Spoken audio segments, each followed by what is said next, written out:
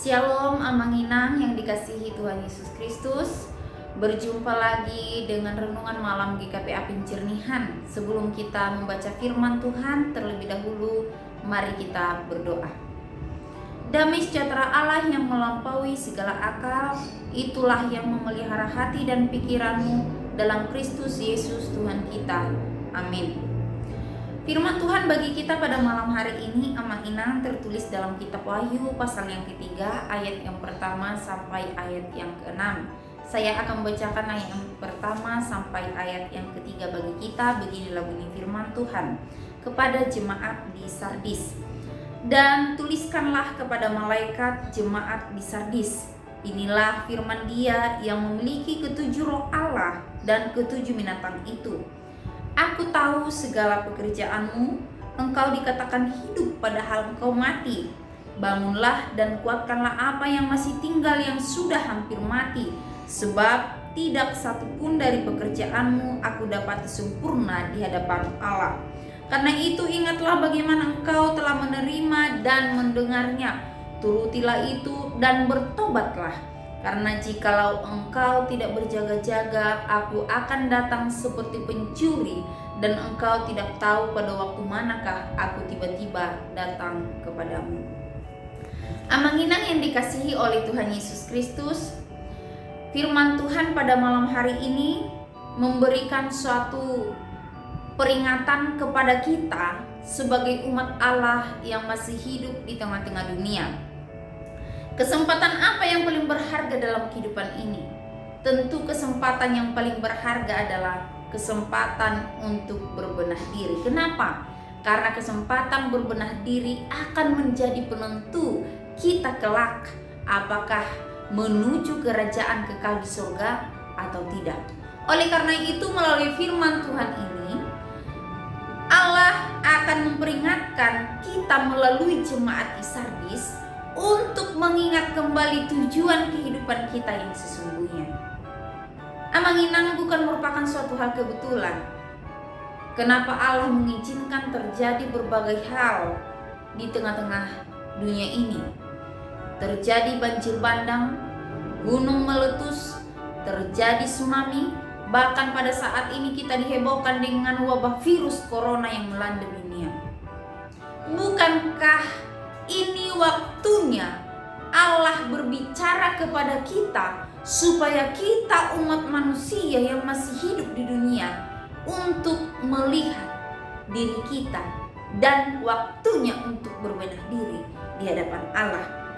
Amanginang yang dikasihi Tuhan Yesus Kristus, melalui firman Tuhan hari ini kita akan belajar bahwa Tuhan sesungguhnya masih memberikan kesempatan kepada kita untuk berbenah diri dan terus mencoba memberikan yang terbaik bagi Tuhan. Gereja di Sardis diingatkan oleh Tuhan melalui firman Tuhan ini supaya mereka hidup lebih baik lagi di hadapan Tuhan. Supaya mereka hidup menjadi lebih baik, sehingga Yesus mengatakan, apapun yang dikerjakan jemaat di Sardis aku tahu. Itu perkataan Tuhan. Mengapa Tuhan mengatakan demikian? Karena tatkala orang lain tidak mampu melihat yang sebenarnya, Kristus mengetahui apa yang terjadi. Itu sebabnya dalam ayat pertama B tadi dikatakan, engkau hidup sesungguhnya engkau mati. Begitu. Jadi ketika hanya sedikit jemaat yang masih loyal kepada kebenaran, Kristus juga mengetahuinya. Maka Allah juga mengatakan ada sebagian yang hidup dalam kebenaran, tetapi sebagiannya sudah menyimpang dari jalan Tuhan. Artinya bahwa memang Tuhan begitu tahu, Dia Maha tahu dan melihat kebobrokan jemaat Sardis yang tidak dapat disembunyikan. Apa yang disorot dalam firman Tuhan ini? Yang pertama kalau kita perhatikan mengenai reputasi positif jemaat Sardis tidak sesuai dengan realita dalam gereja. Nampaknya dari luar baik, tetapi ternyata Tuhan melihat kedalamannya itu sangat rusak, bahkan Tuhan mengatakan mati. Artinya itu tidak bertumbuh. Artinya apa yang mereka lakukan itu tidak ada yang berarti baik di hadapan Allah.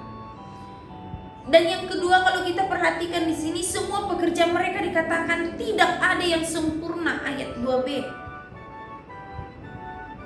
Bahwa ingin menekankan bahwa jemaat di Sardis bukanlah jemaat yang pasif. Artinya ada kepakuman dalam segi kerohanian mereka. Jemaat di Sardis memiliki banyak kelebihan. Secara finansial oke, popularitas oke, kelebihan di masa lalu itu oke. Tetapi pekerjaan mereka tidak ada yang sesuai dengan kelebihan itu. Dan inilah yang dituntut oleh Tuhan. Sebenarnya mereka mampu untuk menjadi saksi, untuk menjadi berkat, untuk menjadi pembawa berita, tetapi mereka tidak mau melakukan itu. Mereka terpaku. Akhirnya Allah mengatakan, engkau hidup, tetapi sesungguhnya engkau mati. Tidak berbuah, tidak menghasilkan sesuatu yang berkenan bagi Allah. Oleh karena itu, dalam firman Tuhan ini Yesus bukan hanya memberikan kritikan, tetapi Tuhan juga memberikan solusi. Apa solusi yang diberikan? Yang pertama, Kristus memberikan peringatan kepada jemaat yang ada di Sardis. Itu dapat kita lihat dalam ayat yang ke-3b. Ia datang seperti pencuri yang tidak terduga. Ia datang seperti pencuri dan tidak terduga. Amang-inang yang dikasihi oleh Tuhan Yesus Kristus. Ini merupakan suatu peringatan kepada umat manusia bahwa kita perlu berjaga-jaga. Kita harus siap sedia. Kita harus senantiasa fokus kepada kehendak Allah, supaya ketika tiba waktunya kita tetap kedapatan setia. Dan inilah yang diingatkan oleh Allah. Oleh karena itu, kesempatan berbenah diri selama hidup di dunia adalah sesuatu karya ataupun sesuatu kesempatan yang sangat-sangat berharga bagi kita. Dan dikatakan juga dalam firman Tuhan ini, Kristus memberikan janji-janji yang indah. Salah satu bentuk motivasi lain untuk berubah adalah hal-hal yang baik yang akan diterima apabila umatnya mau berubah. Janji membuat orang tergugah dan bersemangat untuk melakukan sesuatu. Apa saja janji dari Tuhan Yesus untuk jemaat Sardis? Kalau kita perhatikan di dalam firman Tuhan ini, janjinya adalah kemenangan. Janji kemenangan akan diberikan kepada mereka yang mau berbenah diri dalam kehidupannya. Dikatakan dalam firman Tuhan ini, dalam tradisi Romawi, pakaian putih itu dikenakan pada waktu perayaan kemenangan. Dan memang Yesus mengatakan janjinya, kemenangan yang disimbolkan dengan pakaian putih. Artinya kemenangan itu akan diberikan kepada mereka yang mau berbenah diri dalam kehidupannya selama hidup di dunia. Dan ini merupakan tujuan manusia yang sesungguhnya. Siapa yang tidak mau memperoleh kemenangan? Tentu semua mau memperoleh kemenangan, karena memang inilah tujuan kehidupan kita sebagai manusia yang masih tinggal di dunia ini, yaitu kehidupan kekal, memperoleh kemenangan dalam kerajaan surga. Dan inilah janji yang diberikan oleh Allah kepada jemaat yang ada di Sardis. Amang-inang yang dikasihi oleh Tuhan Yesus Kristus. Dikatakan bahwa akan menjadi bagian, namamu akan tertulis dalam kitab kehidupan. Artinya bahwa inilah waktunya bagi kita untuk berbenah, untuk berubah dari kehidupan yang lama. Jangan-jangan sebagai umat yang percaya kepada Tuhan, kita juga seperti jemaat yang ada di Sardis. Nampaknya sibuk dengan rutinitas gereja, sibuk dengan program-program gereja, tetapi hal kerohaniannya sesungguhnya tidak bertumbuh. Akhirnya Allah ingin menuntut kepada kita, yang terutama adalah perubahan hatimu. Yang paling utama adalah membenah kehidupan diri kita di hadapan Allah supaya lebih baik lagi. Dan segala sesuatu rutinitas ataupun kesibukan di gereja itu hanya merupakan nilai dari kehidupan. Yang paling utama adalah hati kita. Sudahkah sungguh-sungguh hidup untuk Tuhan?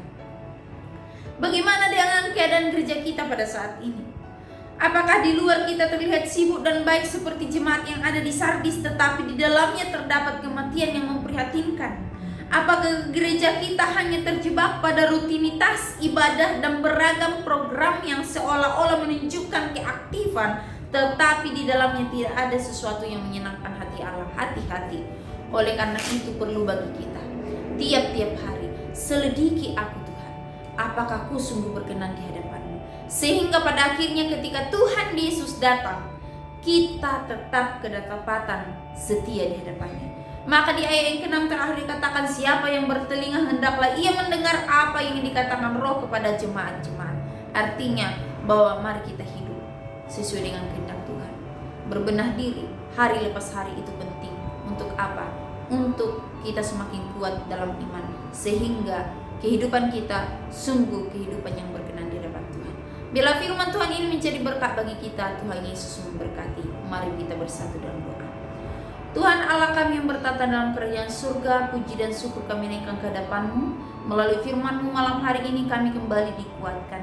Dan tolonglah kami Tuhan, supaya dalam kehidupan ini kami terus berbenah diri, melihat keadaan kehidupan rohani kami di hadapan Tuhan, sehingga hari lepas hari kami semakin dikuatkan. Terima kasih Tuhan, layakkan kami untuk selalu hidup dalam kasih-Mu. Dalam nama Tuhan Yesus kami sudah berdoa. Amin.